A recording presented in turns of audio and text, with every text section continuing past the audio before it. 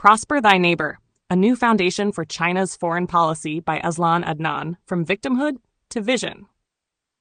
For over a century, China's foreign policy identity has been shaped, often overshadowed, by the century of humiliation, a period of foreign invasion, unequal treaties, and national disintegration between 1839 and 1949. While this historical trauma provided a unifying narrative for domestic consolidation, it also perpetuated a sense of siege, fostering defensive nationalism and deep-rooted suspicion of foreign intentions. Yet the China of today is no longer the sick man of Asia. It is the world's second-largest economy, a scientific and technological power, a major cultural force, and a global diplomatic actor. The time has come for Beijing to craft a new, forward-looking foreign policy rooted not in grievance, but in generosity and confidence. Beyond historical grievance, civilizational leadership. China can reimagine its global role by embracing its 5,000-year-old civilizational heritage, not as a victim of the West, but as a contributor to global progress.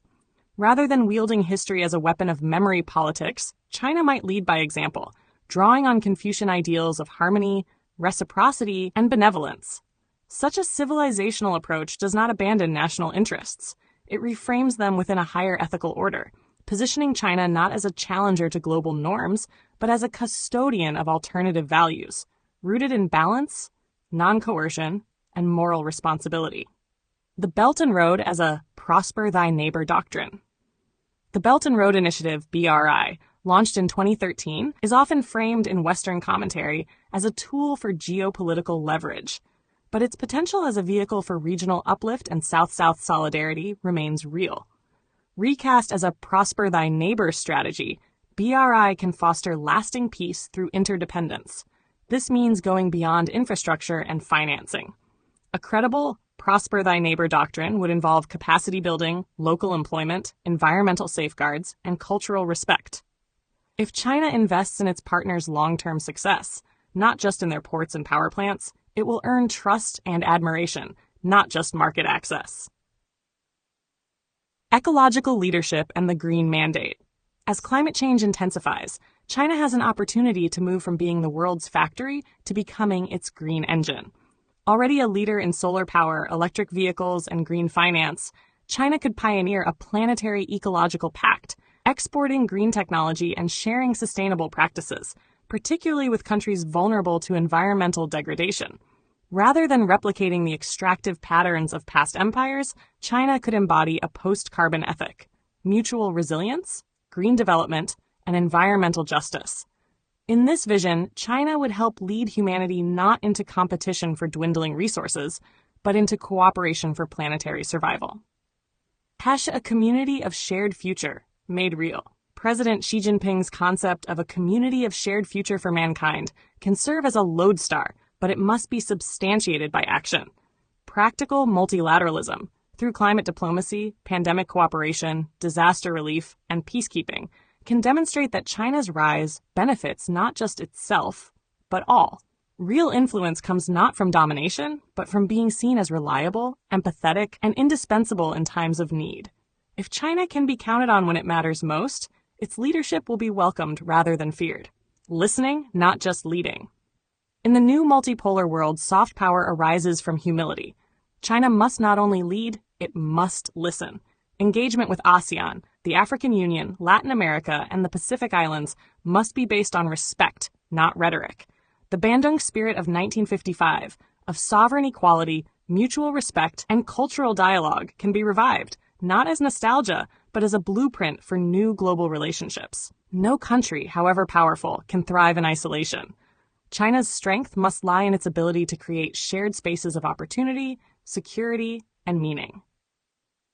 Conclusion. From past pain to future promise. China's future greatness will not be measured by how long it remembers its humiliation, but by how far it extends its hand. The most dignified response to a history of victimhood is not revenge, but vision. The path forward lies in a foreign policy guided by confidence, not grievance, by generosity, not dominance. Prosper Thy Neighbor is more than a slogan. It can be the moral foundation of a new Chinese internationalism, one that respects sovereignty, uplifts humanity, and redefines power as the capacity to build, share, and heal. A heartfelt light. To every soul whose hand did give, you've helped me dream, helped me live. In darkest hours your light came through, with hearts so kind, so pure, so true. Your gifts, like stars in deepest night, have steered me gently toward the light. Each coin, each word, each silent prayer, a thread of hope, so rich, so rare. My eyes once dimmed, now seek the skies, and slowly, clearer visions rise.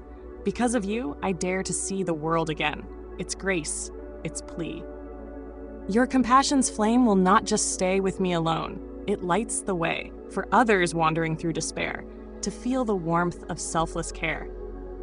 You've shown what love in action means, in quiet ways through giving scenes. You've built a bridge from soul to soul and made the broken feel more whole. So let this thanks rise like a song, a melody both soft and strong. May your example gently call more hearts to rise to give. To fall into the joy of lifting pain, of planting hope where none remains. Your kindness walks beside me still, a light, a love, a living will.